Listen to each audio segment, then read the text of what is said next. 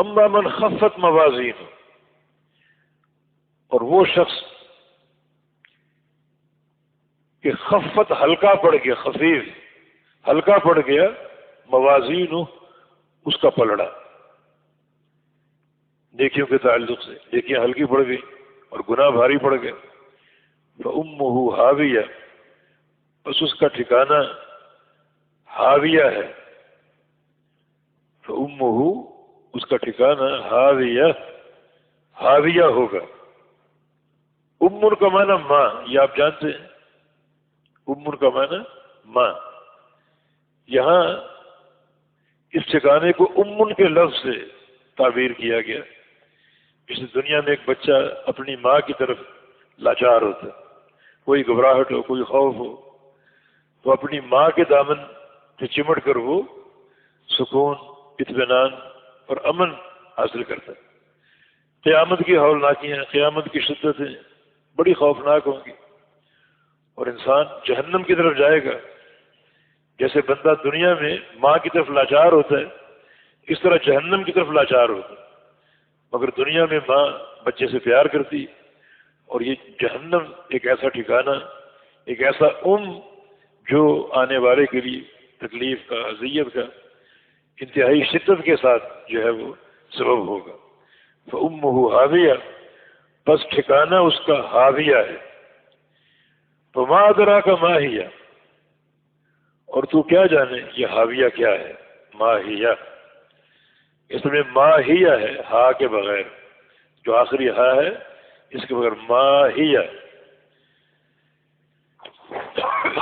جس میں وقف ہوگا ما ہی، وقف کی صورت میں ما ہی، لیکن جو آیتیں آ رہی ہیں، جو آخری جو قافیہ سمجھ لیجئے، اسی کی رعایت رکھتے ہوئے یہ ہا بڑھا دی گئی، ہا کا اضافہ کر دی گیا، اس کو ہائے سخت بولتے ہیں، ہائے سخت یا ہائے وقف، تاکہ جو رعایت ہے تمام آیات کی وہ برقرار رہے۔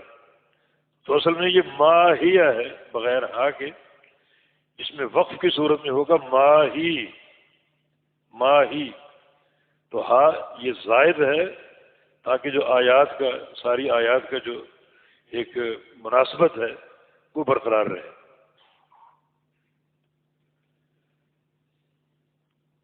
تو آپ کیا جانیں حاویہ کیا ہے؟ نار حامیہ، یہ حاویہ کی تعریف ہے، وہ آگ ہے، حامیہ گرم دہکتی ہوئی، حامیہ گرم آگ ہے وہ۔ حاویہ کیا ہے؟ حاویہ کی تعریف نار حامیہ، دہکتی ہوئی آگ، یہ حاویہ ہے۔ بعض مفسرین کا قول ہے کہ حاویہ جہنم کے ناموں میں سے ایک نام ہے، جیسے جہنم ہے، سقر ہے، جحیم ہے، اس طرح حاویہ بھی جہنم کا نام ہے، اور اس کی تعریف خود قرآن نے کر دی، نار حامیہ، کہ حاویہ گرم آگ ہے، دہکتی ہوئی آگ ہے، جیسا کہ بخاری مسلم کی حدیث ہے، ابو ہریرہ رضی اللہ عنہ کی روایت سے کہ نار بنی آدم التی توقدون جزء من 70 جزءا من نار جہنم، کہ جو بنو آدم کی جو دنیا میں آگ ہے جو آپ جلاتے ہیں، یہ جہنم کی آگ کا 70واں حصہ ہے، 70واں حصہ۔ یوں سمجھے کہ جہنم کی دنیا کی آگ جو ہے 1 2 3 4 70 اس کی اجزاء ہوں، ہر جز اپنے طور پر جلایا جائے، تو ان سب کو جمع کریں، جو شدت اور حدت پیدا ہوگی وہ جہنم کی آگ ہے۔ تو فرمایا کہ جو دنیا میں تم آگ جلاتے ہو، جہنم کی آگ کا 70واں حصہ ہے یہ۔ لوگوں نے کہا کہ ان کانت لکافی ہے، یا رسول اللہ صلی اللہ علیہ وسلم، یہ جہنم کی آگ ہی کافی، دنیا کی آگ ہی کافی ہے جلانے کے لیے؟ دنیا کی آگ لوہے کو پگھلا دیتی ہے، اور کوئی چیز اس سامنے ٹکتی نہیں ہے، تو دنیا کی آگ ہی کافی تھی عذاب کے لیے، تکلیف کے لیے، اذیت کے لیے۔ فرمایا کہ انا فضلت علیہا ب69 جزءا، کہ جہنم کی آگ کو دنیا کی آگ پر فوقیت دی گئی ہے 69 اجزاء، یعنی گویا آگ کہ 70 اجزاء ہوں، ایک جز دنیا کی آگ کا اور باقی 69 اجزاء جہنم کی آگ کے ہوں.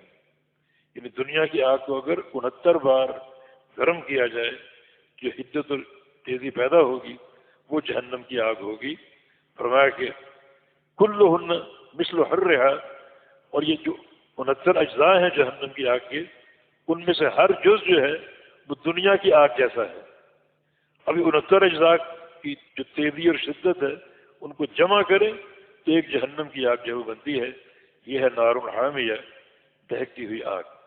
ابو سعید خدری کی حدیث بھی بخاری مسلم میں کہ اشتاقت النار الی ربها فقالت یا رب اکل بعدی بعد، کہ جہنم نے اللہ کے دربار میں شکایت کی کہ میری آگ مجھے کھا رہی، اتنی تیزی اتنی شدت کہ میری آگ مجھے کھا رہی.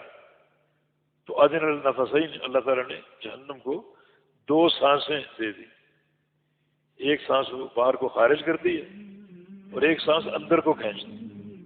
جو سانس باہر کو خارج کرتی ہے اس وقت دنیا میں شدت کی گرمی ہوتی ہے، اور جو سانس وہ اندر کو کھینچتی ہے اس وقت دنیا میں شدت کی سردی ہوتی ہے.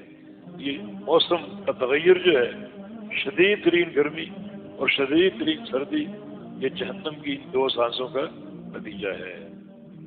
یہ نار حامیہ، اس یعنی حاویہ کا تعارف، یہ نار حامیہ انتہائی دہکتی ہوئی آگ.